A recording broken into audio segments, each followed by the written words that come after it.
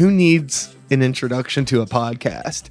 You know, I am who I am, and people might know me or they might not know me. They might be here because they know you. So does anybody need an introduction to either of us? I feel like not my a lot ego of people is know me. way too low to even have a podcast. Why am I doing this?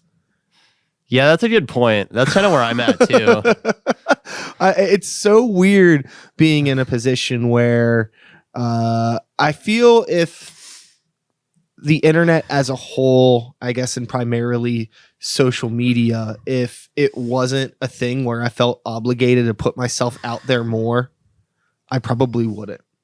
Yeah, I think a lot. agree. I think a lot about like my happiest time as an artist, and it was like way before social media was what it is now. Like I had like MySpace and AOL Instant Messenger, and that was it.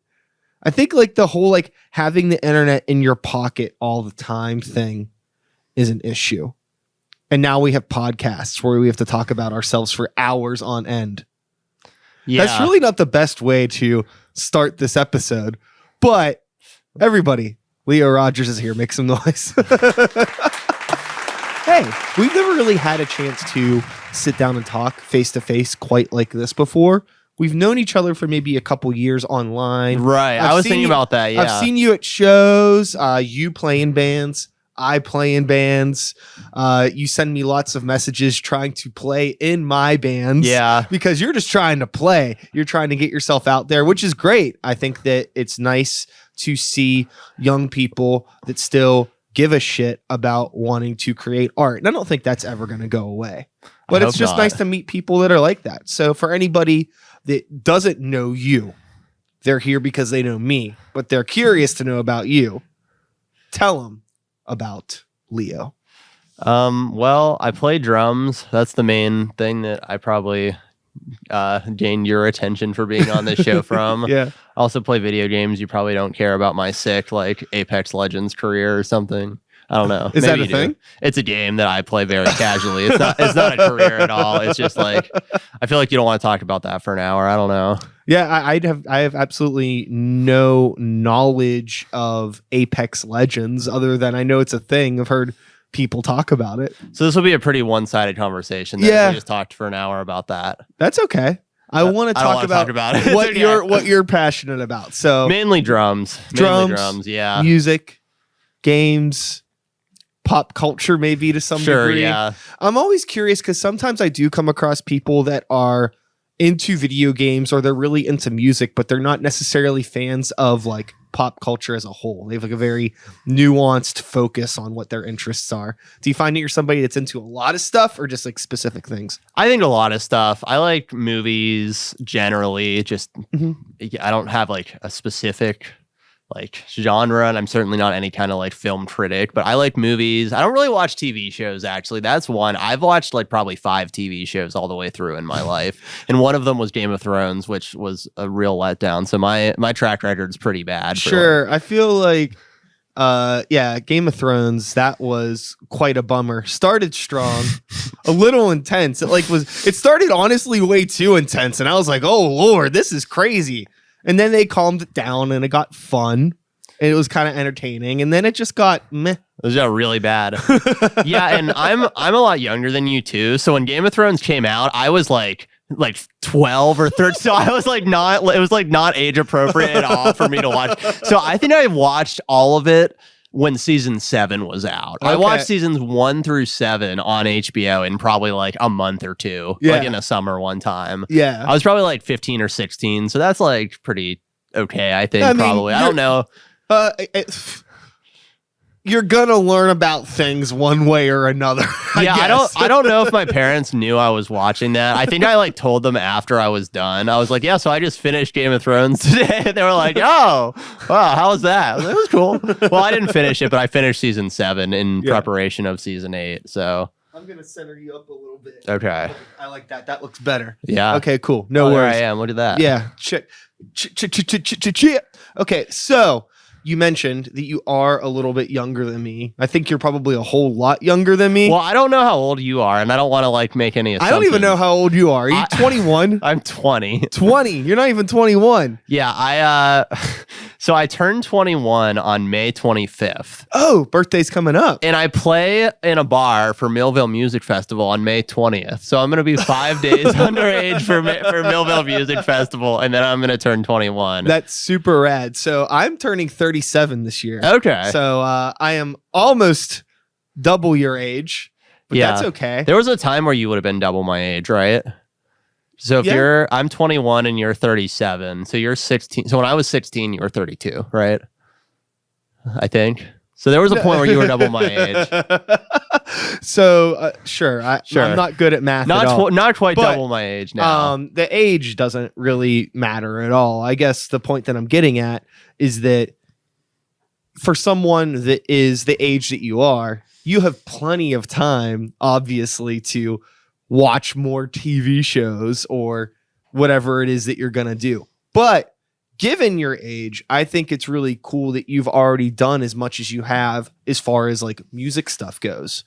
Because when I was your age, I mean, fuck, dude, when I was 20, like I had like really just started doing my like solo rap stuff. Mm-hmm. And I was like never even in a band that played a show yet. Until I was like 21. That was when we started playing shows, because at that time in Pittsburgh, at my age, it was a really weird time locally, and I didn't know anybody, and it was like hard to play shows. Like I didn't have friends in high school. There was one band in my high school. I feel like that's still the case. I feel like high school bands get huge shows because they bring their entire high school, because they're the only band at that high school. But like when I was like in my 20s and I was playing shows with younger kids, I mean like, like 16, 17. Sure, yeah, not like 10. They were like a few years younger than me. But like they went to the same school that I did, but there was like a dozen bands all in that school at the same time, when like we had like one, and like all of those kids got like a little scene together and started doing shows. So now I'm playing shows with people that are like 5, 6, up to 10 years younger than me, because they're the ones that are doing it. Nobody my age was doing it. It was really weird when I was starting out. Yeah, that's interesting. Yeah. Because I feel like when I joined, there were other people my age doing it. I think I started playing shows when I was like 15 or 16. Probably all my bands and shows I played were like terrible back, but that's how everybody goes. But I feel like there were other people. There were like a lot of people my age that were also doing it at that point. I think that's maybe one thing that was beneficial and a result of social media. Mm-hmm. Like, cause like we're talking, this would be early MySpace era. And I think that because like underground music became such a part of pop culture as a result of things like MySpace, everybody wanted to be in a band because it was cool to be in a band, and it was cool to like alternative music, and cool to say that you were going to shows, and you had a way to find other people in other neighborhoods, even though you're all in the same city. Like when you're in high school, sometimes like a neighborhood that's 10 minutes away seems like it's like in a different country. Sure. But you're able to connect with all those people online and start organizing shows. And I think that really, really helped it a lot. So that's one positive thing that came from that's how we met, right? We met online first. Totally. Yeah, I was thinking about this. I think that the first time I ever was like aware that you were a person that existed was I was recording the first time I'd ever recorded with Matt Very. And he has the album cover, the I've Seen Better album cover with your face with like the weird like distorted. So that was the first time I remember seeing that album cover, and it made an impression. I mean, it's a great album cover. I remembered I was like, oh, that's that dude with like the weird like eye prosthetics or whatever. Shout out to Hannah Altman who did that. Old friend, photographer. Hannah's killing it right now elsewhere, no longer in Pittsburgh, but doing their photography thing, killing the game. Awesome human. But yes, I've gotten a lot of friend requests on Facebook, and like I'll be like, who is this person? And then I look and I could see that they're like in the middle of tracking with Matt. I'm like, wait, this is a thing. It's a thing. Oh yeah, this happens not like a lot, but it's definitely happened at least like a dozen times. Yeah, for sure. Or like I've like seen people like out in public, like it shows, be like, Are you on Yeah, are you that dude on Matt Berry's wall? It's definitely a thing. So again, yeah, that's really, really funny. So yeah, tracking with Matt. And what band would that have been at that time? So I was playing in like an indie rock band called The Knots. Okay. And that was probably like the first band I played in that like did a lot of shows and then actually recorded something. Because that's like a huge, like, I feel like you can, like, jamming is a hard step, and then playing a show is a hard step, and then recording music is like a huge mile. Like, most bands don't make it to the recording phase, right? Totally. Like, I feel like 90% probably don't ever record anything. No. Certainly not like in a studio. Maybe you have like a phone record, but like not like an actual like polished recording that you can like put online and it sounds like a real song. Mm-hmm. So yeah, so that was really cool. That was a great experience. I think that every musician should probably record themselves a lot because I had this experience, and I think most people probably do, where this was the first time I'd really recorded in like a nice studio like that. And so I'm hearing what I think I sound like in my head. And then I go into the control room and listen back and I'm like, oh God, I suck. It's like that equivalent of like looking at yourself in a mirror with proper lighting versus like the terrible lighting that's in your home. And like you could see like every little pore and all the weird stuff on your face. And you're like, I look like that. Or even just a picture. Yeah, like, how many times do you see like somebody else post a picture of an event you were at and you're like, oh God, is that what I look like? Like you're making like a horrible face. And it's, Yeah. No, that's definitely happens with recording. And I do want to piggyback off of your statement that people should record themselves, demo themselves a lot, because especially like there's so many different layers to this, because whenever you're in a rehearsal space, sometimes everything isn't like you're lucky if you can hear everybody else in the room in a rehearsal space. Absolutely. Especially vocals. If you can hear this, if you can hear what words, like if you know the lyrics to your own song as not the singer, that's like a huge step. So, you know, a lot of the times I've seen this happen where you get to a studio and like you got everybody else in the band is there and you start recording stuff and you're like, wait, that's what you're playing? Right, yeah. Or like I had no idea. You know, or like this does not sound good together. Like it's like the guitar and the bass might like not be good for like not like fit the song at all, but it's just like they've never heard what the other person is playing. So it's like, oh God, this is like totally. So I think that it's incredibly beneficial just for like the songwriting process. Now, I mean, granted, if you just want to like be like, you know, kind of like loose, raw punk and all that stuff, you can figure it out. But if you're like trying to have any sort of like a real solid songwriting or like more polished production to whatever you're trying to do, I think it's really, really good to be able to demo yourself so you could hear all of that stuff and know what everybody else is doing, understand like what you need to do to make the song as best as it can be.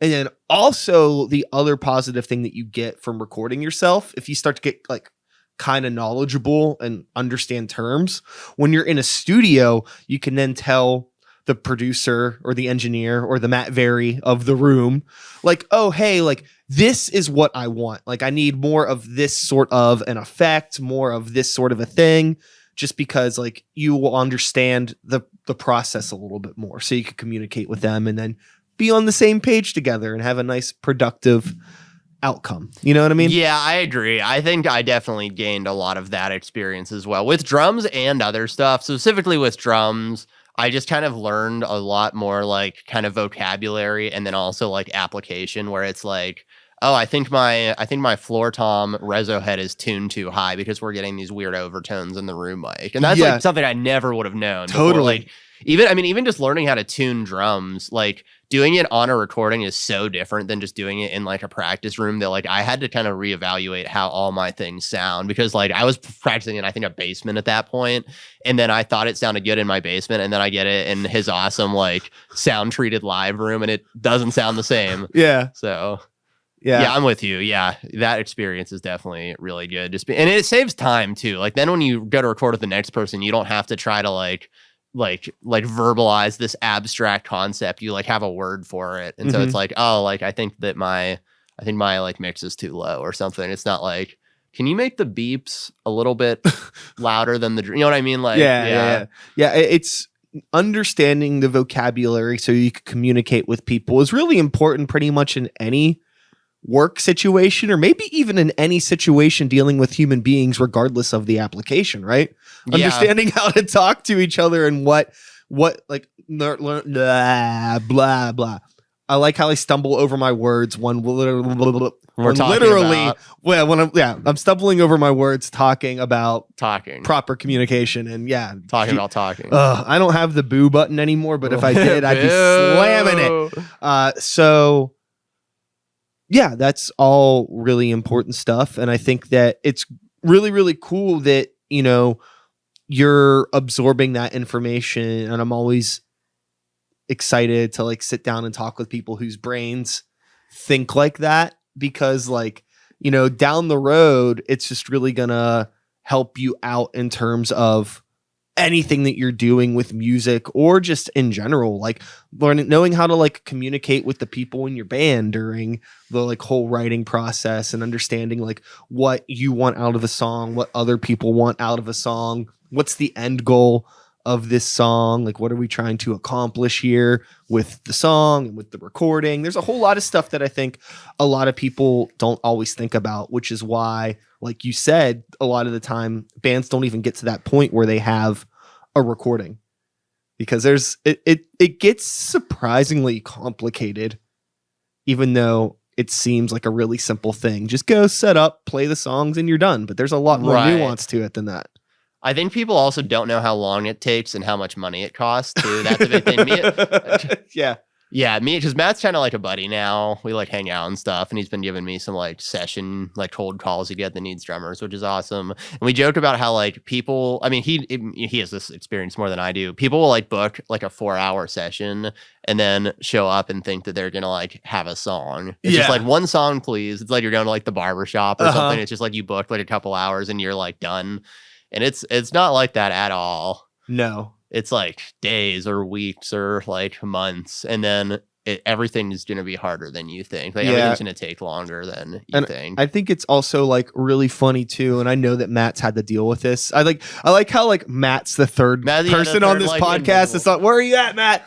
Where's he at? He just pops up. Introducing Matt. He just like walks in. Yeah, that's so funny. But he, I know that Matt's dealt with this, and I'm sure most recording engineers have dealt with this, where you're going to somebody, you're hiring somebody because they're really good at doing something. Like Matt records bands really well, and you're going to him because you need somebody that records bands really well. But I know that he's dealt with this where people show up and they don't have that, like he might be like, oh, like you need to tune your drums, or like that guitar head isn't going to work the way that you want it to. And they're like, what are you talking about? I don't have to tune my drums. It always sounds fine in my space.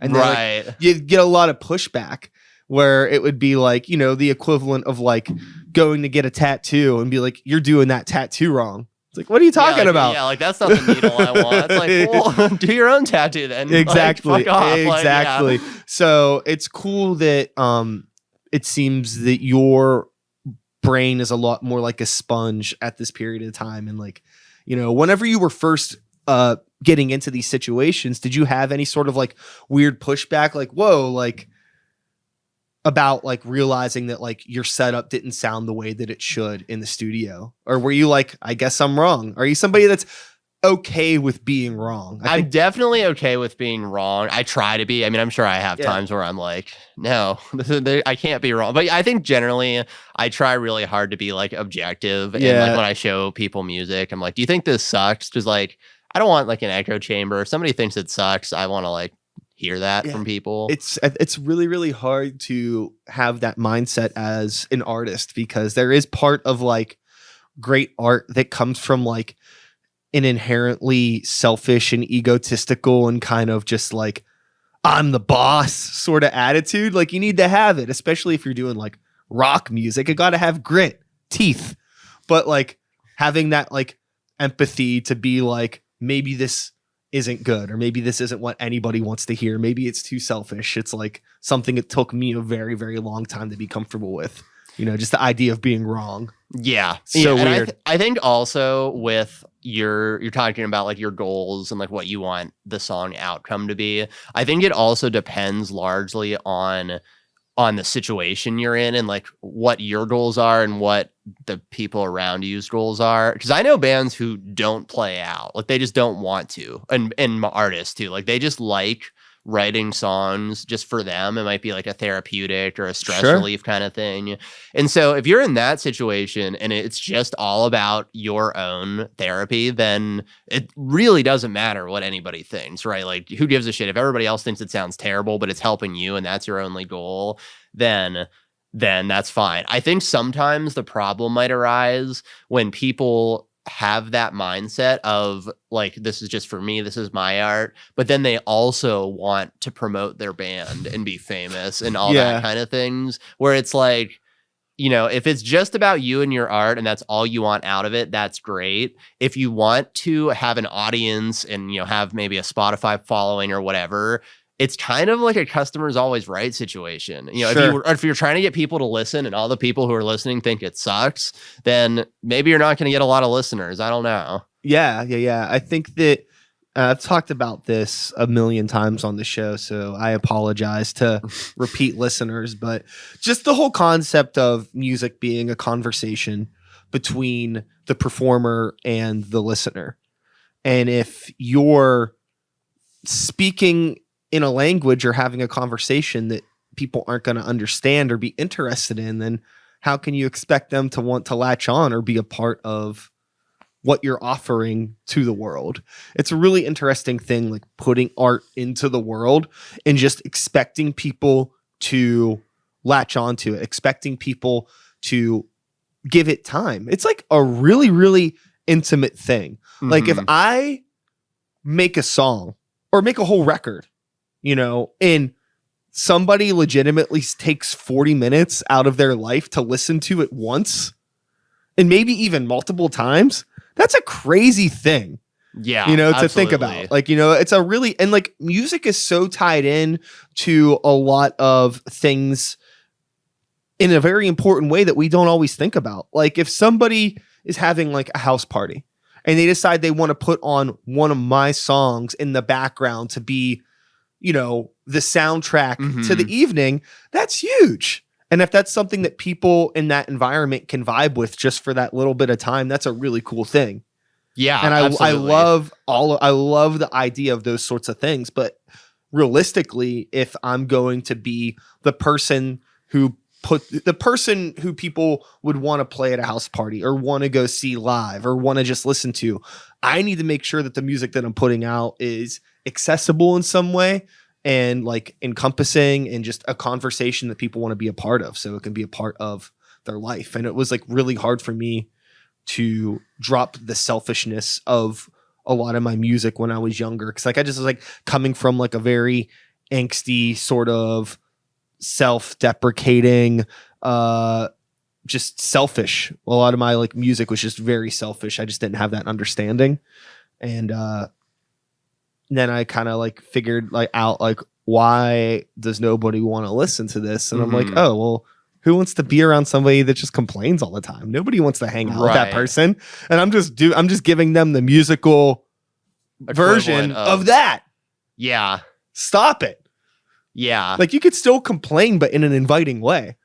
Right. Sure. Yeah. So I had to like figure out how to do that. And that's just like the nuance of songwriting. Cause it's like, I think that musically I was like, okay, well, these are structured songs and lyrically it's structured properly, but the nuance of what the actual words are is the issue. Yeah. You know what I mean? And I think that people, especially I think of this with like long running artists that have been famous and had a career for 5, 10, 20 years. It's hard to like keep that view. A really good example of this I think about sometimes is Eminem, because in his earlier stuff, he was like super poor, like, you know, like shitty upbringing, like didn't really have anything else going for him. I think he like failed out of high school or something. And so when he's rapping and like dissing all these like mainstream celebrities or news reporters or whoever's trying to like put him down, people identified with that. You know, I think that was a big draw, is that he was kind of like an outsider being like, you know, fuck Hollywood, fuck the system, whatever. And then now, 20 odd years later, he's kind of still doing the same thing, and it doesn't hit the same way. No. Because now he's a millionaire celebrity. And so like now him like dissing other rappers who are like 20 is just lame. You know, it's just like this, like, it's just like punching down, you know, it's like this like legendary, like, you know, like superstar status rapper making fun of like, I don't know, like newer up and coming rappers.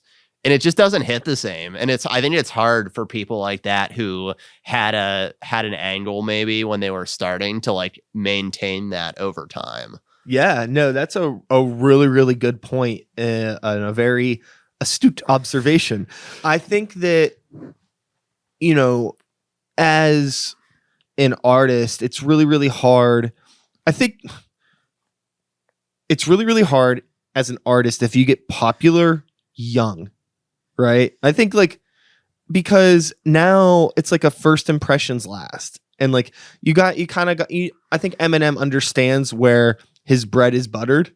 Mm-hmm. He got popular off of being that young, antagonistic little like, you know, rude goblin of a human being. Right. It was just kind of like, right. You know what I mean? And but as you get old, it starts to get kind of weird.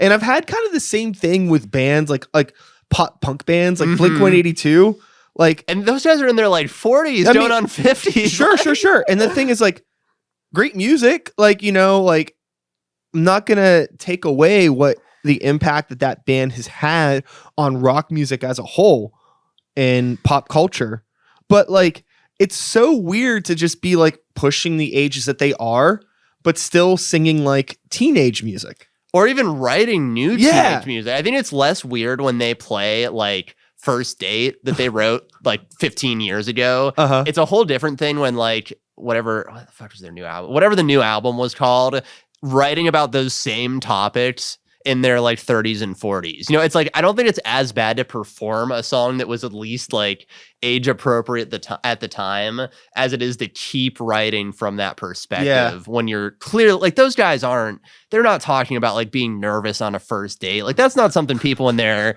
well, maybe they do. I don't know, but probably not. Right. Yeah. It's interesting because this is like, honestly, you know, in the idea of pop culture, I think this is really, bands like Blink-182 are kind of guinea pigs in a way because they're like the first wave of bands that are really kind of like in a position where they're getting older, but they got popular off of writing like really adolescent music and they're all still around.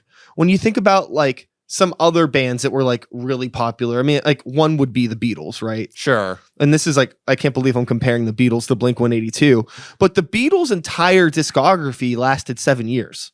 Right. All of that happened in less than a decade. And then, you know, some people died, band broke up, like it was done. Yeah. You know, and then like who would be another band like a Led Zeppelin or something? Sure. You know, and like there's like all of these like older rock bands that just had very short lifespans. But now, like starting in like the 80s, throughout the 90s, and now through 2000s, we have these bands where it's like, it's great that nobody's dying, and it's great that these bands are still together. But like, it's really strange because we've never necessarily had a situation where you have like a Blink-182 whose lifespan as a band is 3 times as long as the Beatles. So they're still able to like put out music and tour and write, but it's kind of like, when and why and how do we hang this up? You know, it's kind of like talking about movies again. Like movie franchises just kind of need to end at some point. Like we can't keep making Back to the Future movies. Like we could, but the first 3 were really good. And it's like Blink-182. Those first 3 records were really good. Do we need to keep making Blink-182 records, or can this be done? Yeah, because there reaches a certain point where they're almost like a tribute band to themselves.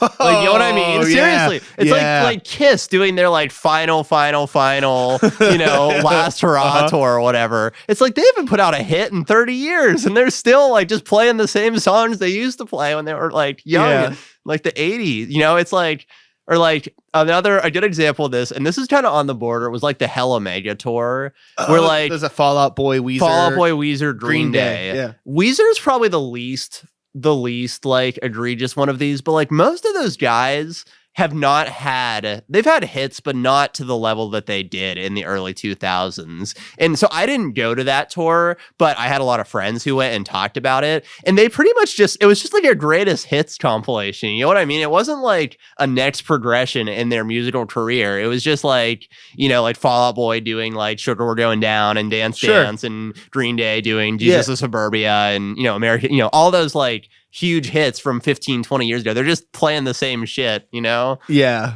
And like, it's weird because I guess like as a fan, I suppose I can be empathetic to anybody who is younger that never got a chance to see any of those bands, or maybe even if they aren't younger, maybe they just never got a chance to see Fall Out Boy or I never saw Green Day live. I wish I would have seen Green Day live. I've never seen Green Day live still. I mean, I don't think that I want to see Green Day live now. If I could like time machine back to like Insomniac, Nimrod era Green Day, like sign me up, right? Whenever Elon Musk invents a time machine or whatever the fuck he's gonna do, right?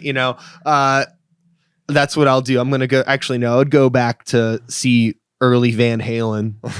that would be my number one. Just David Lee Roth being a maniac, but it's really, really, again, I get, So my ultimate point on this is just like, how long should bands keep making, like, how long should bands keep doing this stuff? I don't know. It's a weird thing to me. It's just, and everybody's doing it now. All these like 10-year album reunion tour and all this stuff. Yeah. But I get it. It's like, as an artist, from the artist side of it, like, they're probably making a lot of money for themselves and their family and for the labels and all that stuff that, debts to pay and things to do, and being an adult isn't easy. So yeah. And also, like, I can't imagine as like an artist, like a no-name DIY artist like myself, I can't imagine performing in an arena. Like, I can't imagine what that would be like. And most people don't get to do that, right? The percentage of people who are musicians compared to the people who play in front of tens of thousands of people is like a speck, right? Yeah. So like, I can understand like, man, it's kind of lame that these bands that have been around for 40 years are still doing the same shit. But also it's like, man, if I got to do that, I wouldn't want to quit either. Like, that's got to be like one of the biggest adrenaline rush you can experience as a human. Sure. I think ultimately the thing that just really bums me out is the whole idea that like, like Blink-182.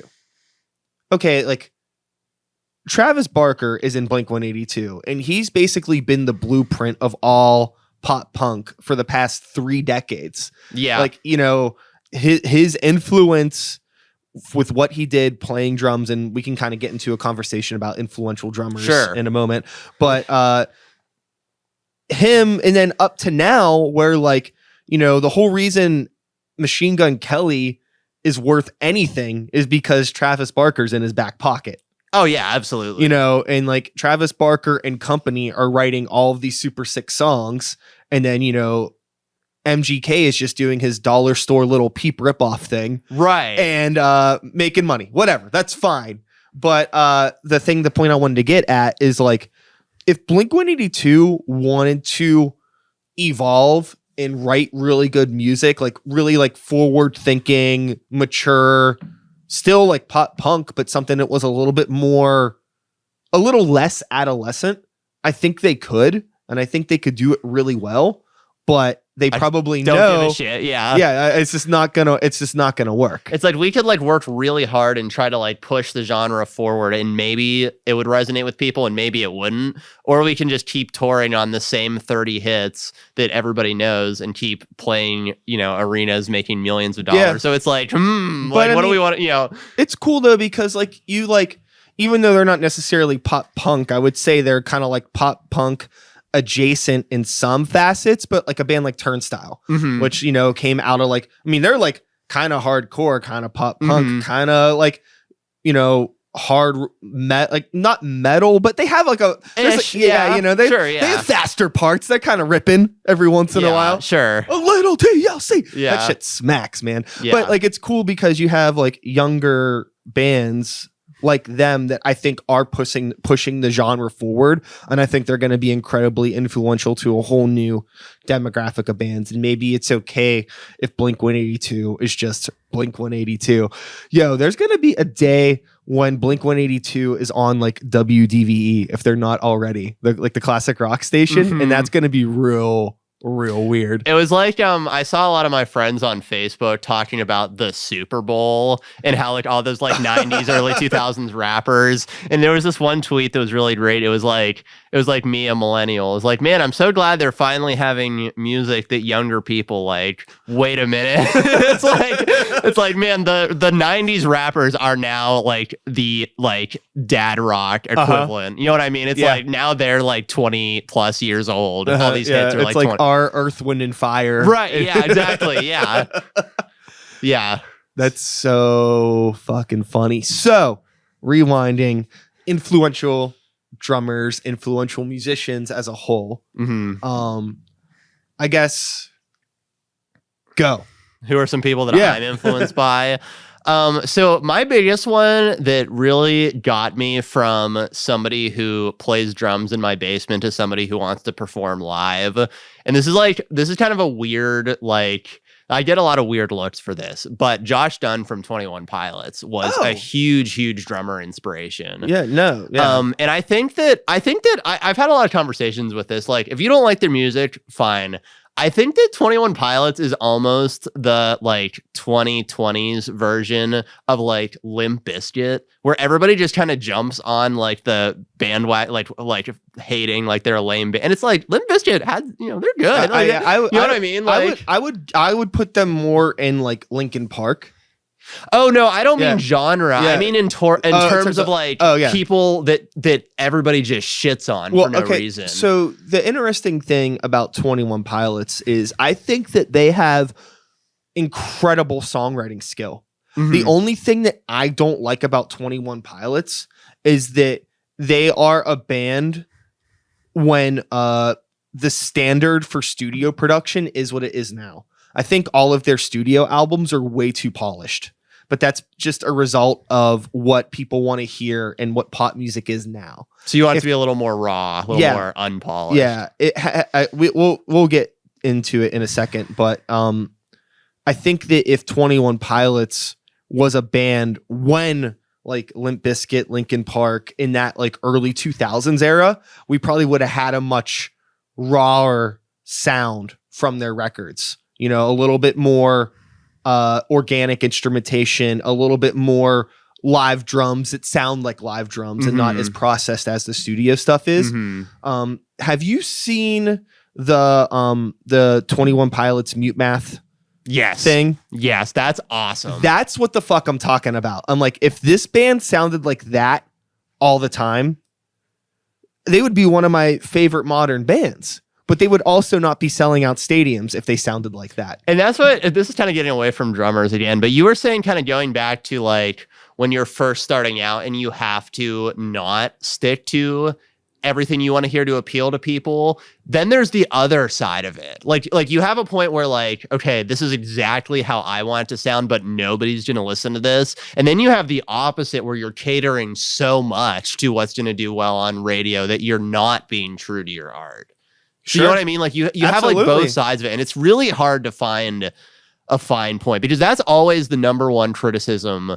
Well, there's two big criticisms of bands. They never changed or they changed too much. Those are the two biggest criticisms that any band gets. Like us talking about Blink-182. Right, yeah. Telling them like what they should and shouldn't Right, be. Exactly. I'm just shooting off the cuff. You know what I mean? Of course. I think an interesting band to bring up with this conversation in terms of has a band changed too much or not enough? Paramore.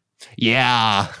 So my argument for Paramore is that they've always been a pop band. Yeah, I agree. And, you know, sure, when they put out All We Know Is Falling and when they put out Riot, you know, what pop music was at that time, what pop rock was was exactly what they were doing. Yeah, had a somewhat distorted guitar, pop punk riffs, live drums. Yeah, but now like they've just evolved with what pop rock is now. And a lot of pop rock, I mean, the last album that they put out was After Laughter, I think was the name of it, right? That's the one with like, I'm not honestly like a huge like I know them, but I don't like follow them super closely. One of the sure one of the best drummers in modern rock. Love that dude. But we can get into that conversation later. The whole point though is that they've just like really leaned into what pop rock is. So it's like the band hasn't changed fundamentally. I just think that like what pop rock is has changed and it's evolved and it's grown, but maybe the listener's palate hasn't grown. There's a lot of times where people like, you know, I think it's really easy to fall in love with like one kind of music, and then that's the kind of music that you like for the rest of your life. In the same way that like maybe you grow up eating a certain kind of food and that's just the food that you like, you know, like no matter what, like I'm always just gonna like, you know, early 2000s Blink-182, and no matter what, I'm just always going to be a chicken tenders, French fries kind of guy. Or, you know, does your palate expand? Yeah. A lot of people just don't have interest in like growing or changing. So when things that they love change, it could be really, really hard for them to want to get on board with it. So that's the other thing too. It's like, should we really blame Fall Out Boy and Green Day and Weezer for going on that tour when there are so many people that actually don't want change? They just want to hear the same thing over and over and over again. Right. Yeah. It's always, I mean, I've obviously never been in a band that has 10 years or more of discography backlog, but that's got to be, even just pitching a set list, it's like we want to promote the new stuff, but we also need to play the hits because that's what people want to hear. Yeah. And maybe there's a deep cut that we really like, but maybe nobody wants to hear that. Like, that's got to be such a hard dilemma which I have no experience in, but that's got to be hard when you get to the point where you have like several albums that people love and you got to like pick what songs you're going to play from each album, or just ditch an album together and don't play it live at all. Yeah. I think that back on the conversation of influential drummers and Josh Dunn for 21 Pilots. You know, I think that it seems like you're somebody that's into a lot of different music. Yeah, I think that like the only common thread with a lot of the music that I would assume you're into is energy. Not necessarily. Like not super chill, like folk rock or something. Is that what you mean by energy? Or No, what do you mean? What do you mean? Yeah. Just like because I think something can be chill but still have like a good energy and like a good attitude. Oh, I see. Okay, You know I thought what I mean? you meant like Vibe. energetic. Yeah. Sure. Yeah, And I I agree think with that like there's a lot of like good kinetic energy. Like, you know, like there's always something moving, lots of dynamics and that sort of stuff. And like 21 Pilots is a very dynamic band. A lot of kinetic energy going on in terms of like the rhythms and the songs. It's like, you know, sometimes it might be pushing on like just straight pop. Sometimes it's more like reggae influence. Sometimes it's just like hip hop, just straight rap. Straight rap. And then other times it could be like this weird mixture of something that sounds like nothing but them, which is very cool. Yeah.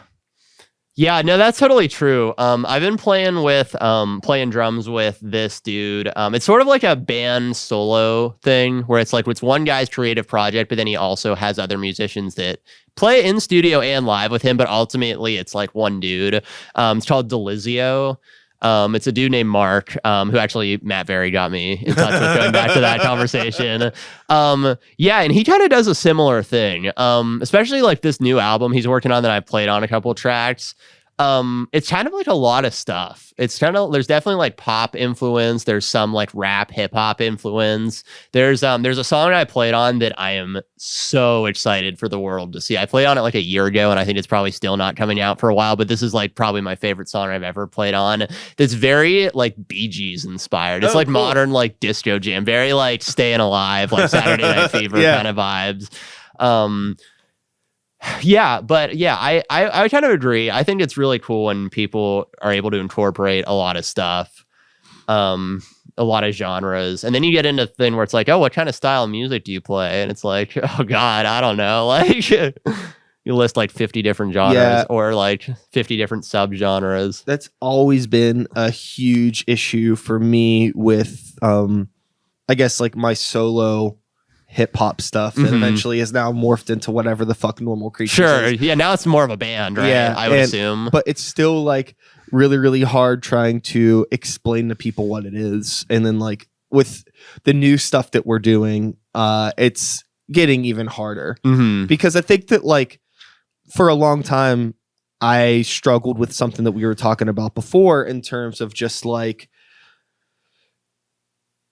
what am I doing? Is this, I want this to be like at its core a hip hop project, but I also want there to be rock influence, but I don't want it to be like rap rock. I don't want people to think that like this is like Limp Bizkit, because it's not. And like, it's like, how do I explain to people what I'm doing? How do I want to, how do I want to go about this? And I think that I was really hung up on it for a long time, but now I'm just kind of being very unapologetically selfish. And I'm just like, this is like,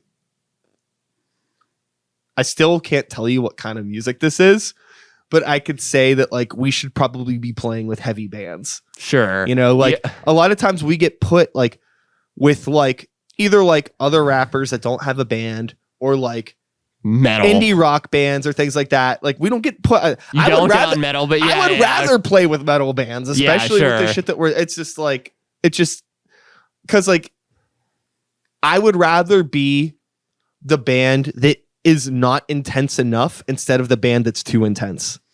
Because like we've been like put on like stages at places where everybody else that playing is like reasonably family friendly. And then you're just like, it's not that we're not family friendly. It's not vulgar. It's just not like, vulgar, but it's intense. Yeah. You know what I mean? Like the music's weird.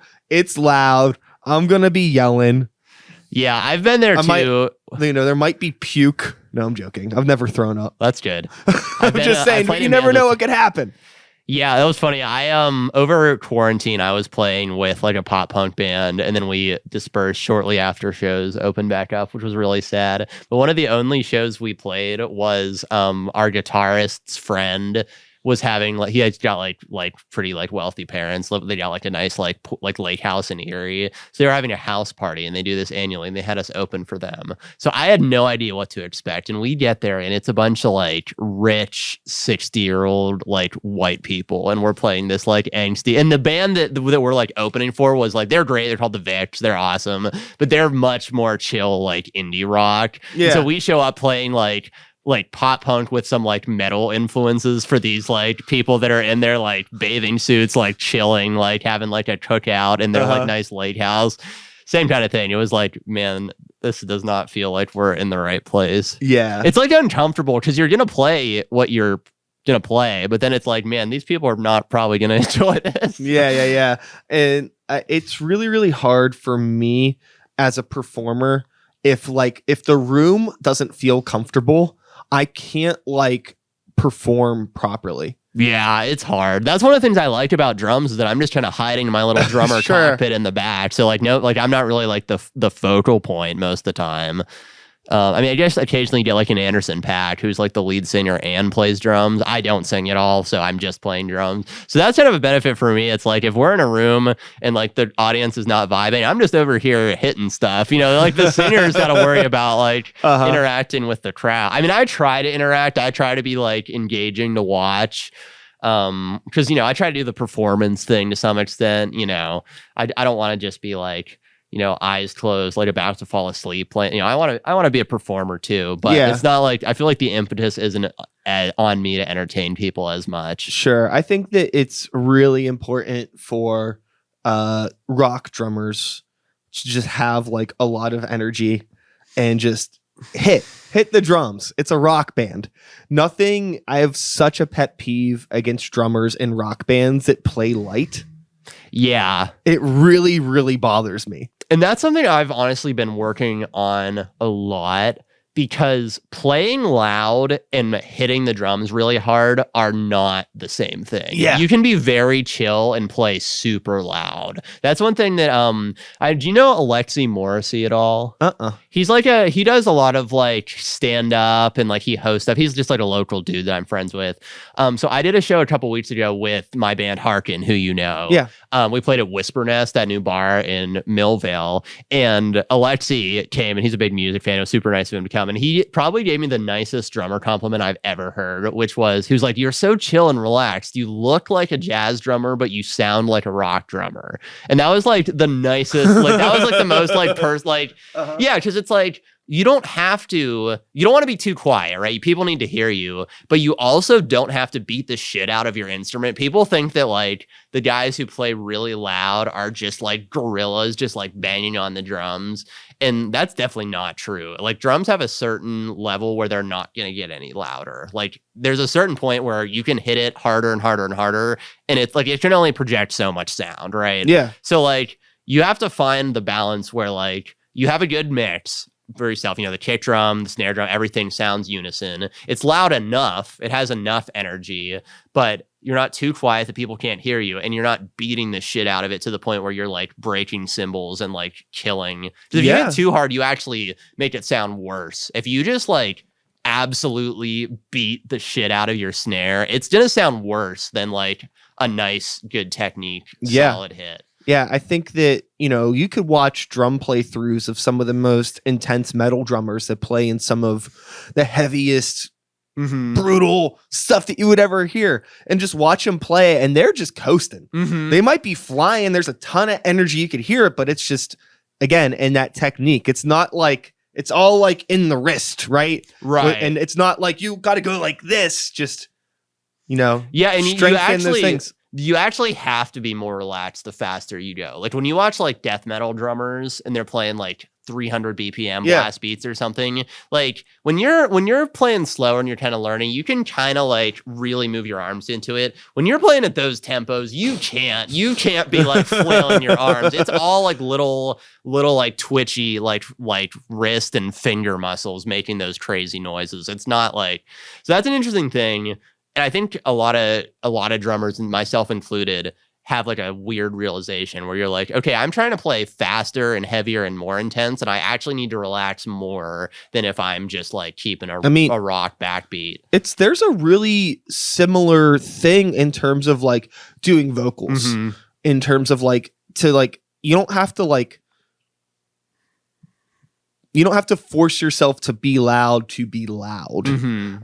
with singing and projecting, like especially with like the heavy metal, death metal-y vocal thing. I think it's really easy for people in the way that they might want to beat the shit out of the drums to like blow their fucking throat out because they're trying to do this intense guttural noise, but there's ways to do it where you don't need to like thrash your vocal cords if you learn the technique and do it properly. Yeah, because you're gonna injure yourself. I mean, how many like I know like Bring Me the Horizon's a good example. Like the singer in Bring Me the Horizon has gotten like a couple like vocal cord surgeries because he's actually like tore stuff with bad technique. And now their newer stuff, like I like their stuff. I'm definitely not like, oh, the old shit was good, but he can't do those streams that he physically can't. He ruined his vocal cords so much that now he like can't do what he used to.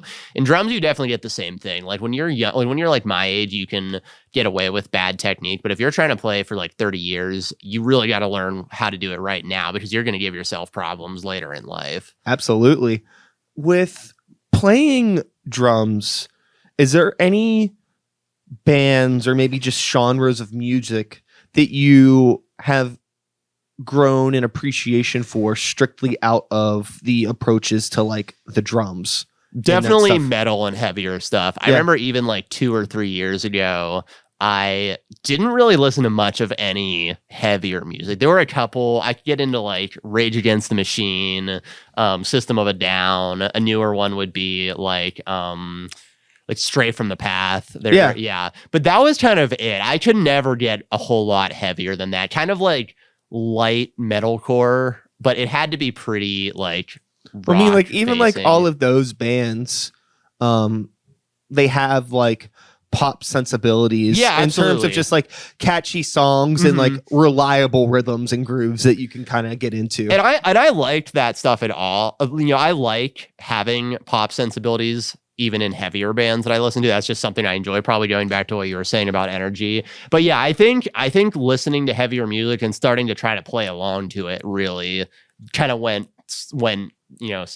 together, went side by side, where it's like, man, this sounds cool on drums. I should learn to play this. And it's like, oh man, this is really hard. I should go listen to it more. And then it's just like, and now I'm honestly like getting into more like deathcore stuff that like I never would have listened to 2 years ago. Like it's definitely like learning new styles of music and playing it with drums has pushed me to listen to stuff that I would never have listened to a couple years ago. And I hope I hope in 2 years now I'll be I'll be listening to stuff that I wouldn't listen to now. I think that there's part of just the creative mind and wanting to learn and get better at your craft. It's just like you need to engage with things that you probably wouldn't expect to, but it's like really the only way that you like can expand stuff, like, and I remember there's so much music, like I guess modern pop music. Yeah, I liked the popular songs when I was growing up, but for mostly I was just like the weird heavy metal kid, and like whatever, Spice Girls, Britney Spears, Backstreet Boys, whatever. I don't care about any of that. But once I started recording music and like learning about like production techniques, I started to get really fascinated with pop in the way that they do vocal layerings and all these different like just magic tricks to make these songs sound as clean and polished as they do, even though like my heart lives in like very raw, grimy metal stuff. It's like from a production standpoint, this is nuts.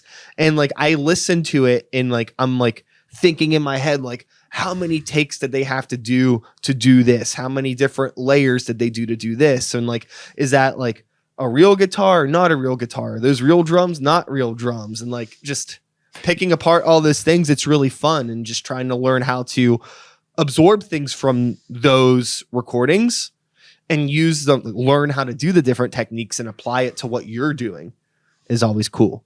Yeah, I've had that same experience in the past year, I think. There were definitely songs a couple of years ago that I really liked, but there were times where like I remember like a good one was like Billie Eilish Bad Guy, where like that song came out. I was like, oh, this is great. And I remember this would have been 2 or 3 years ago. I went to play along to it one time and I was like, this isn't just kids. This isn't really fun. I'm going to go back to whatever else I was doing. But now having more of an appreciation for recording and also live performance, like I watch videos of like Billie Eilish has an awesome live drummer. His name's like Andrew Marshall, I think. And like when he's playing for tens of thousands of people, and like that song, there's a lot of like 4 on the floor kicks and everybody's jumping in time with his kicks, man. Like if he gets off like a millisecond, tens of thousands of people are gonna feel it. So it's like, you know what I mean? Yeah. So it's like where before when I was just playing in my basement, like, this isn't really fun. But now I have a new appreciation for like, they're not doing anything that complicated, but the precision that those guys have to back up a pop singer is just insane. Like you just have to be like a machine. Same with like Michael Jackson's drummer. I've watched him a lot on YouTube lately. Same kind of thing. It's like not doing anything crazy complicated, but his timing is just like perfect. And that's like such a skill on its own. Yeah, the nuance of all that stuff. And if you are ever interested in watching some like studio production videos and breakdowns, there's actually a couple really good ones that I watched with Billie Eilish and Phineas. I've seen a couple, like not a ton, but yeah. Yeah, just like breaking down like Pro Tool sessions of songs that they've done. And it's really, really rad because like, even though the songs are very minimal. That's the word I'm looking for. They're very minimal, but the production is not minimal. There's a lot of like layers and different things that like you don't really hear until they start muting tracks and like, bringing everything. You kind of hear like, oh wow, there's a lot of work that goes into making something like this simple. I remember years and years and years ago, me and a friend of mine had like a joke kind of just like pop rap sort of project that we were doing. I was like making all of the beats, and like she was just, you know, writing all the raps and stuff. And it was just for fun. And like I was really trying to emulate some of the like modern pop rap production techniques of the time of like 2013, 2014, very minimal. And it was like so much harder for me to just find like a very simple monophonic melody and like drums that hit in a way that's like catchy. It's like so much easier for me to like write this really dense, thick layered hip hop beat with all sorts of like dramatic elements. Like I could do that like that, but something so simple, I was like, fuck, like it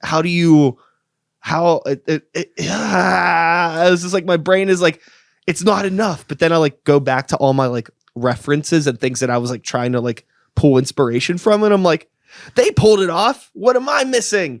You know, it's a lot of fun trying to learn how to like find just a simple melody and a simple thing that just really, really works. Pharrell was really, really good at that. Like with a lot of the stuff that like the beat for Drop It Like It's Hot. Yeah. It's like not a whole lot. There's nothing to it at all.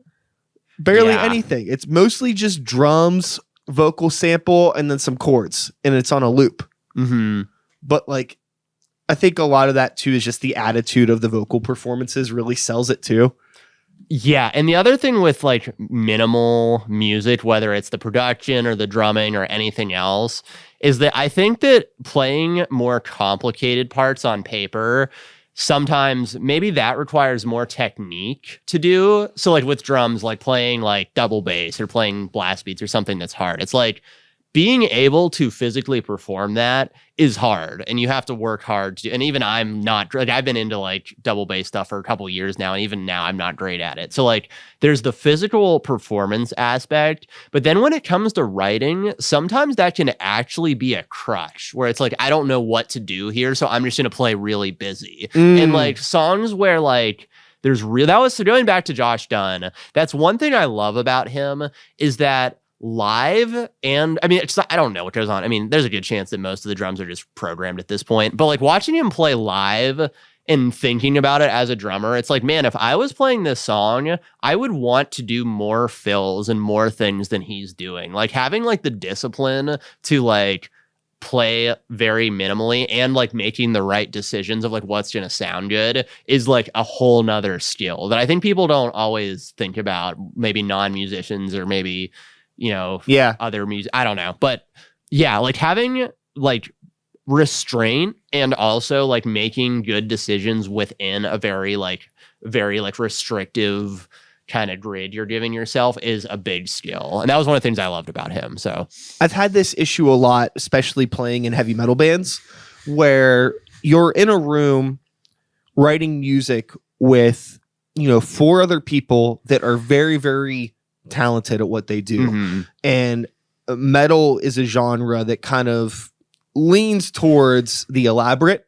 Yeah, absolutely. And so when, you know, you have guitar players writing parts and drummers writing parts, everybody kind of wants to be flashy because that's part of the culture of what that music is. It's flamboyant, it's flashy, it's over the top, it's heavy metal, baby. But it's really easy, I think, to think about, sure, like maybe this guitar part that I'm doing isn't complicated, and maybe this drum, like maybe I could put a bunch of crazy drum stuff in here. But the thing that we need to remember, and this is kind of like, we talked about this earlier, does all of this stuff actually sound good together? Right. You know, when we get to a studio to record this, is all of this busyness going to make sense on top of each other? And if the idea is we're just trying to make a good song, the end goal of our thing, we need to maybe understand that, okay, maybe that guitar part in this section isn't that complicated. Maybe there isn't a bunch of drum fills here, but when everything's all together with the bass and the vocals and the other guitar and all, it's just going to sound fucking cool. Yeah. And the goal is to make a cool song, right? Yeah. Yeah, I was talking about that song I played on earlier that's like unreleased. That's the like disco jam. Yeah.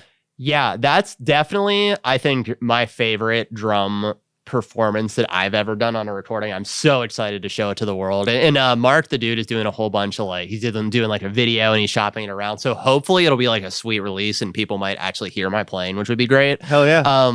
But yeah, that's definitely one of the more simple drum parts. It's like a very cool, I think, cool kind of like groovy, like Stevie Wonder groove. It's got some kind of like choppy, like hi-hat stuff, but there's not really very many fills. I do like one really cool fill at the end, and Mark's always like, oh, that's so cool when you do that. But like, it's very like, it's not necessarily minimal because there is like complicated rhythms, but it's not flashy necessarily. I don't think anybody would listen to that and be like, wow, these drums sound so complicated. Yeah. You know, are you a Deftones fan at all? Not a ton. Yeah, so I believe their drummer's name is Abe Cunningham. I think you're right. Yeah, I've heard of him. Yeah, he really, really good in the pocket drummer. Mm-hmm. You know, for a band that could be very heavy but also super groove oriented, mm-hmm. he never overplays. You know, Yeah. And it's always like just the rhythm is exactly what it needs to be, and if there is a fill, it's exactly what it needs to be, and it's so cool. Mm-hmm. Really, really good drummer especially for a band like that. Yeah. Yeah, there's a famous, you probably know him, Todd Suckerman. He played drums with Styx for a while, Okay. and now he does a lot of, he's like one of those, he's just like a like god tier, like rock session drummer. He gets like flown all over the world for bands to like play on it. He's just like a perfect drummer, and he does a lot of educational stuff. I went to a master class and got to meet him a couple weeks ago. And Stuff Music had Nice. him in town, which was great. Just like, how often do you get to meet somebody like that? So it was awesome. One thing that he talks about a lot is just what you're saying, how like he is a very, very technically proficient drummer. He can do things that probably 95% of drummers couldn't play. But even he is more concerned about serving the song, that he talks a lot about how like, I can do all this crazy stuff, but I chose not to because I didn't think it was like, you know, like if you're playing like a backbeat and you do like do boo, like just like really basic, and that sounds cool in the song, that might be way better than like, you know, something crazy, right? Yeah, totally. Yeah, that's like a huge other part of drumming and musicianship in general is like what's gonna sound the best. And that's something that I try to think about a lot. Like, Yeah. you know, listening to other players is just like not even the technique so much. It's like, oh, I like the decisions that they made here. And that's one thing I love about Josh Dunn, tying back to that again, is like, I feel like I'll listen, I'll be like, man, if I was writing drums for these instruments, I would not have thought of this, but it sounds great. This is definitely like the perfect drum part for this song. Yeah, there's a really cool interview that I listened to with I think his name is Kevin Parker, Tame Impala. Okay, yeah. And he was talking about writing music, and I actually think I was talking about this on my last episode that I did. So that's funny. I'm always just talking about the same shit over and over. Yeah. Back to like, why do we keep doing these fucking podcasts? I'm just talking about the same thing over and over again. But he was talking about writing songs and how important drums are in the sense of like having a rhythm that's reliable for the listener. So in a sense, like whenever they're hearing something for the first time, they can kind of just like feel naturally where it's going to go. Mm-hmm. And sometimes if you're a drummer that overplays or throws in a lot of things, it might be technically flashy for anybody that is into drums on a technical level, but for the average person, it might be too much for them. It's like if I'm talking like this and, you know, we're having this conversation, all of a sudden I'm like, you know, what the fuck, where'd that come from? Right. You know, like, you know, you might like actually like startle people off of like the groove that they're kind of getting into. Yeah, I think a perfect example of what you're talking about with drums and the band in general is Dream Theater.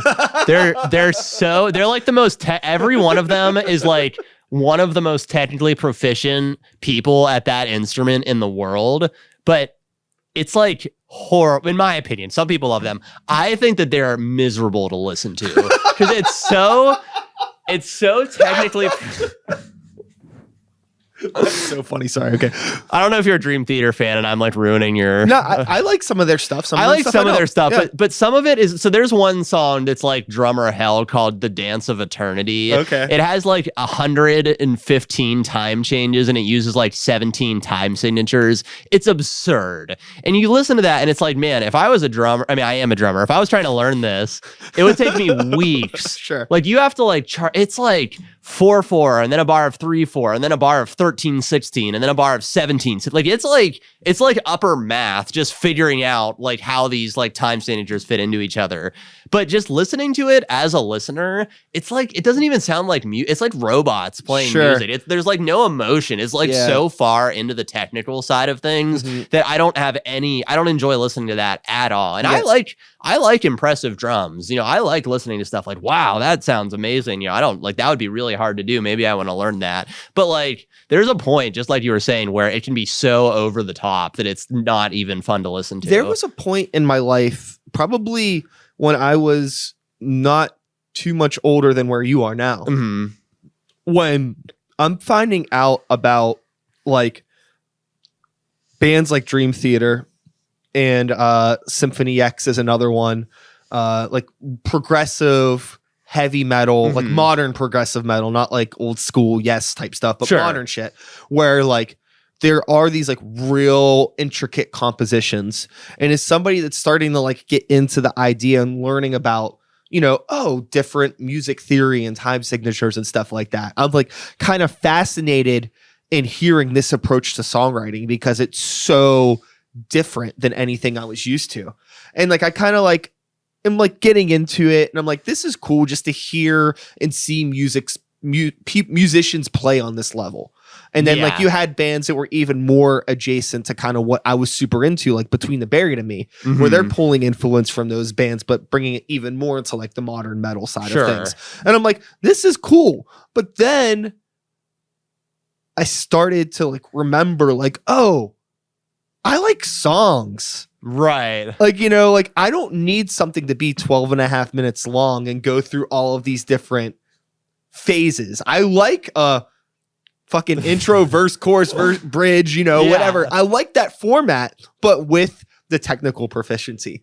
So like the Dream Theater stuff that I probably like the most is the ones that sound more like a song. They have like there's a record that they have called Train of Thought that is like probably like their most like metal record. Sure. And like most of the songs on it, they're still long. I mean, they're like still hard, 6-7 minute long songs, but they have like typical structures. A lot more than like some of their other material. It's just like insane. It's just like you picked a bunch of time signatures out of a hat and strung them together. It's like the one thing that I think is hysterical about Dream Theater though is for like as technically proficient as they are, they have the most mediocre vocalist.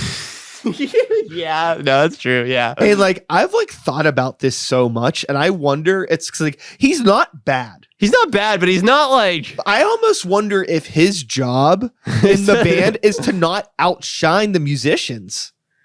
Yeah, or just to like make it listenable. It's man, if we can do all this crazy shit, and then if we have like vocals that are like a listenable melody, maybe people will I don't know. It's like a weird, like if a band is a sandwich, right? Usually like, you know, the vocals... Oh God, I just lowered my chair.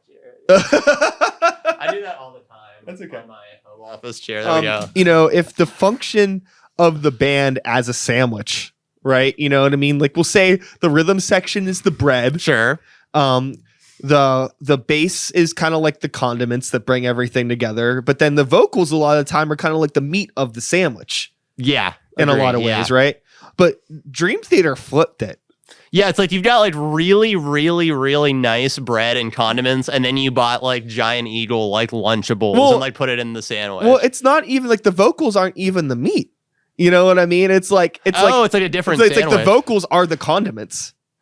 Like they don't like you could give or take them. It's like meat on either side. It's like with bread meat in the is middle. all like you know, like it's I would say the meat of Dream Theater is probably just the rhythm section. The bread would be all of like the guitar, fucking John Petrucci and Jordan Rudess stuff. And then the vocals are just like... Then what's the vocal? John LeBrie or whatever? I don't fucking know. Yeah, sure. LeBray, whatever. Yeah, he's just like the most like lame mayonnaise fucking vocalist. Yeah, that's true. But anyways, whatever. Could still sing better than me and a lot of people. But yeah, it's just very... Yeah, it's like for the caliber of technical proficiency that all those other guys are, you would think you would have some insane vocalist to go with them. You know what's funny? Actually, when I think about it, I think that his vocal performances were a lot better on their earlier material. And I wonder if maybe, I don't think it's necessarily an Ollie Sykes Bring Me the Horizon situation where he can't sing the way that he used to.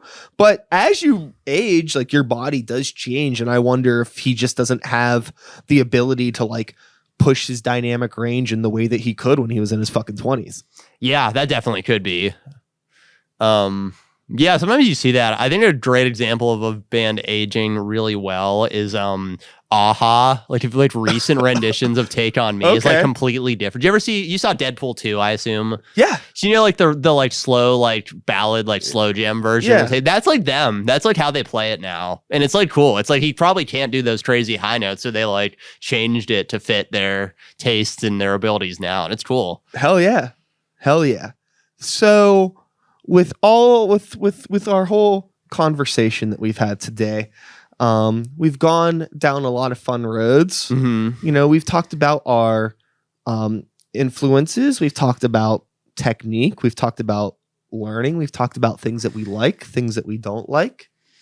What I want to know before we, pull the plug on first conversation of perhaps many more to come.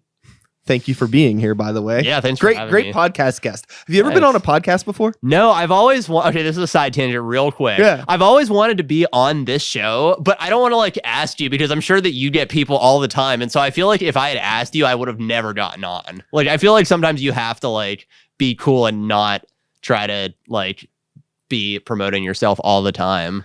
I mean, if you would have asked, I probably would have said, okay. Okay, well, I'm glad, but I think that sometimes, like, I totally people all the time. No, I totally get it, and I think that usually I always have a much better experience and better conversations when like it's just people that I'm generally curious to learn more about, and I reach out to. So, you're a very good talker. Oh, I'm glad. Thanks. Yeah. Very engaging conversation. I'm glad. Thank you. Yeah, glad to hear it. Good job. I do my best for a drummer that doesn't sing or talk too much. Yeah. No. What's actually funny also is that with Harkin, I love Donnie, but they're not a huge stage talker. They just like to play. And there was a show we played one time where their like string broke and they had to like borrow somebody else like had a guitar, so had to like borrow somebody's guitar and they were tuning it. And so I came up and talked and like told jokes, and like I probably talked more in like that 5 minutes where Donnie was like tuning a string than like Donnie talked the whole show.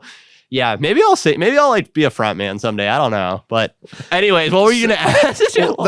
That's what I was gonna ask actually. Okay. Not if you were gonna be a front man, but like in terms of like, your 5 to 10 year hopes and dreams, because so much could happen, personally, so much could happen socially with the world. Who knows where we're going to be, where things are going to be. But like, what is your goal right now? What's the thing that you're focusing on that you want to work on?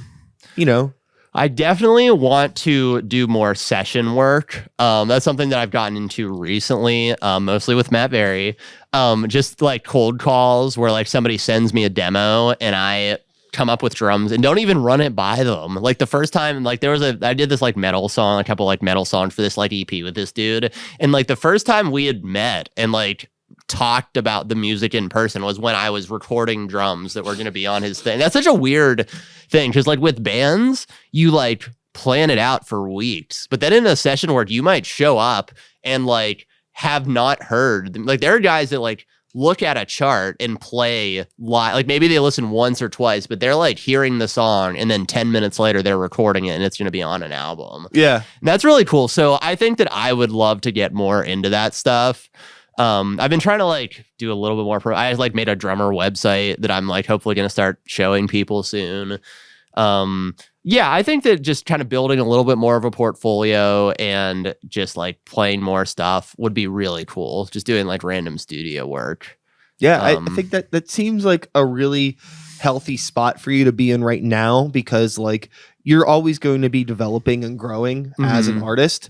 And I think that putting yourself into a position to do studio work is really smart, because not only are you going to get an opportunity to play a lot of different styles of music, which will like, you know, widen your abilities for things that you could do, but you're going to get to meet a ton of cool people.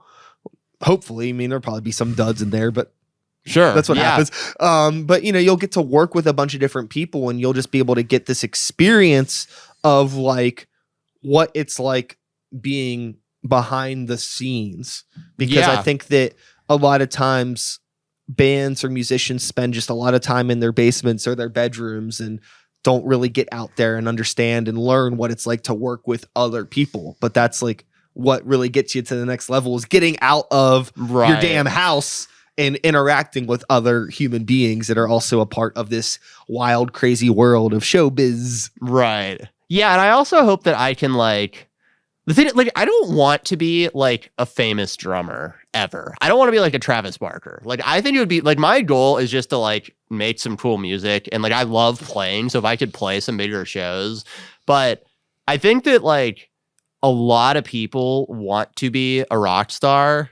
And I would hope for myself that me not really trying to do that at all will give myself some opportunities that I might not have otherwise. Because like, I don't even really need to write music. I don't have any like lyrics I've ever written, and I don't even really care about writing the drums. I'm happy to like take a programmed drum track and just play it live. Like, I just like to play, and hopefully I'll play with more people in front of more people. But like, I don't know. I hope that works out. Is the gist of what I'm saying. So I'm going to ask you a question that normally generic interviewer probably would have asked at the beginning of this episode. Okay. But I'm only asking this because I'm genuinely curious. Sure. When did you start playing drums? So I started playing, well, okay, little backstory. A lot of drummers in my extended family. My my grandfather was in drumline and drum and bugle corps, and he taught percussion, and he played in like classical ensemble kind of things. A lot of his sons, my uncles, were drummers. So I was always around drums since I was a little kid. There's like a video of me playing along to like the Muppets, and like I had like a little one of those like shitty plastic drums, and it was Harry Belafonte was having a drum off with Animal from the Muppets. And there's this and what's funny is that he's not even a I broke Sykes. This has been the last episode of Start the Beat with so Sykes. funny. Okay, yeah, cool. What's funny That's about him rad. also is that he's not even a kit player. He does like hand percussion. So he's like hitting his bongos, and then Animal's doing his crazy. So that was my first experience. So I've always been interested in drums. And then we had like Beatles Rock Band and like that kind of thing. And I would like play drums on the like shitty rock pad. So I actually started taking lessons. I think I was 11. So realistically, like 9 years, going on 10 years, because I'm turning 21 soon.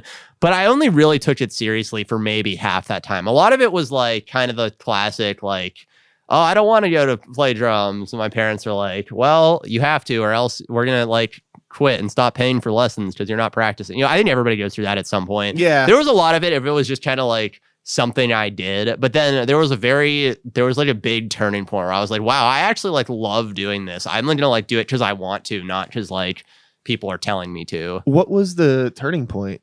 It was playing along to my own music, because that's something that I didn't do for a long time. For probably the first 4 or 5 years, I did not play to songs that I listened to. I just played like sheet music and rudiments and whatever my drum teacher was giving me. So yeah, I think starting to do that, again, going back to like 21 Pilots, I remember like seeing like Josh Dunn do his like crazy like crowd surfing thing. Have you seen that? Where he like puts a kid on the audience. And I was like, man, like drums are like really cool live, and like they can be like a big focal point. And then I started trying to play along to 21 Pilots songs, and then other bands, Fall Out Boy, other similar bands that I was into. And then I had some friends who were my friends and I at the time were really into Panic at the Disco. And we just like, for the hell of it, there was like another band that was doing like an MCR tribute show at Black Forge Coffee House. And so then like they needed like an opener. So my friends and I threw together like a Panic at the Disco tribute show. That's a bold move. Those are some complex songs. Panic at the Disco? Yeah. I feel like they're mostly pop rock. I feel like maybe it's just really complex production on the studio recordings. The production and the vocals are hard. Yeah. We had a good singer, but the drums are, I mean, there's some harder parts, but it's pretty like alt rock. It's not anything super. I mean, I was able to do it and I sucked. Nice. So watch Cool. those videos back and I sucked. I think that maybe there is, I guess I've never really tried to break down the DNA of a Panic at the Disco song, believe it or not. But I do think of, when I think of them, I only think of Fever You Can't Sweat Out era. Sure. And that record, just, I guess, vocally and production wise, is just very over the top. Yeah. Crazy synths and crazy stuff. They're actually, it's funny we didn't mention that. They're actually a pretty good example of a band that like evolved. A lot of people think they're like 2 on the pop side and they sold out, whatever. I think that they had a pretty cool progression. At this point, it's just kind of like the singer Brendan Urie's like ego project, but I would rather Brendan Urie be doing the music that he's doing now instead of continuing to do I what they're agree. doing. I mean, honestly, like even after A Fever You Can't Sweat Out, they released another album not too long after that, and even that was already going pretty odd. That's the one that's like very much a Beatles. That's like Sgt. Pepper 2.0. It was That's already like a very like 60s like Beatles. Yeah, they were already going in a different direction. So yeah. I forgot what I was gonna say. Yeah, but so that was kind of the first. Oh yeah, you did the Panic at the Disco. I did the Panic at the Disco tribute show. And you know what's really funny? It came full circle. So I didn't mention this. So now I rent a practice space, and it's the practice space that Back Alley Sound practices at with Jordan Boslin. You know him. You've had him on the show and stuff.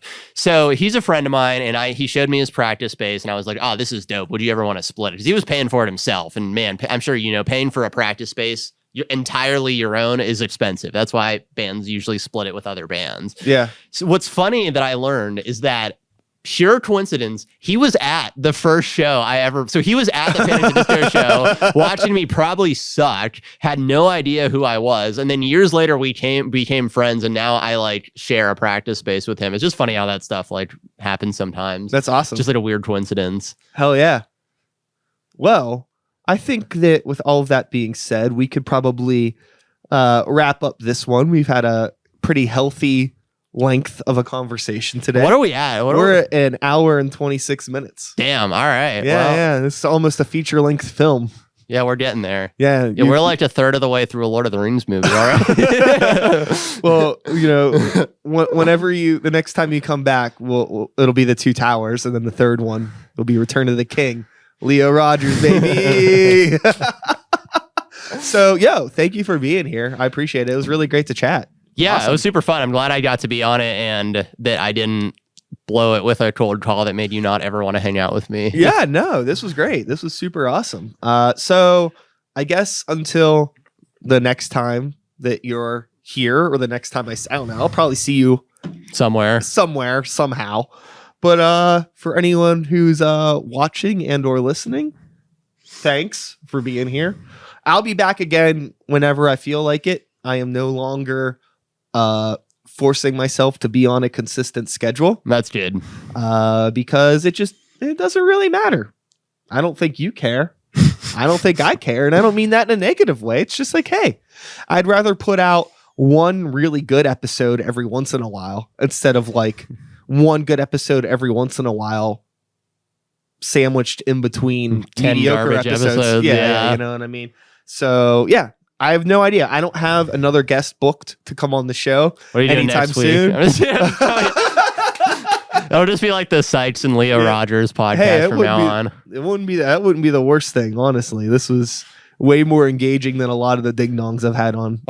Fuck be honest, you guys. Fuck all you guys. I'm the best. Yeah. I'm the best podcast ghost. Sykes is podcast ghost. Yeah. Podcast host. So yeah, I mean that's really about it. I don't know. I'll be back when I'm back. And you won't when you won't. Yeah, and I won't be if I'm not here. I'm doing something else. But seriously, thank you all for hanging out. Be sure to check out Leo playing a show, probably with Harkin, Millville Music Fest. And Delizio, actually. We're doing both, which would be nice. sweet. Yeah, Harkin's Friday night, Delizio Saturday night, so that'll be nice that they're spaced out and I can do both of them. Hell yeah. What time are you playing on Saturday? It's actually a sweet spot. We're closing Grist House, which is usually like pretty sweet, I think, for it'd be a lot of drunk Milvonians around there. Yeah, nice. That's what they're called.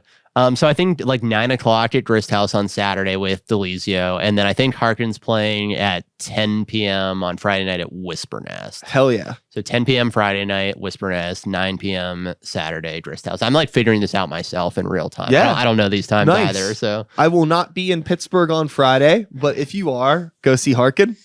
I will be in Pittsburgh on Saturday. All right. Gray Walker is playing at the community center on What time are you guys the playing? metal stage, 7 p.m. All right. Well, I'll watch you play in Gray Walker, and then I'll go set up for Delizio. Yeah, and I'll go watch y'all play. Great. I'll come down. I'll come down and try to get a beer. There's always way too many people down there. Yeah, you just gotta bring your own, I think.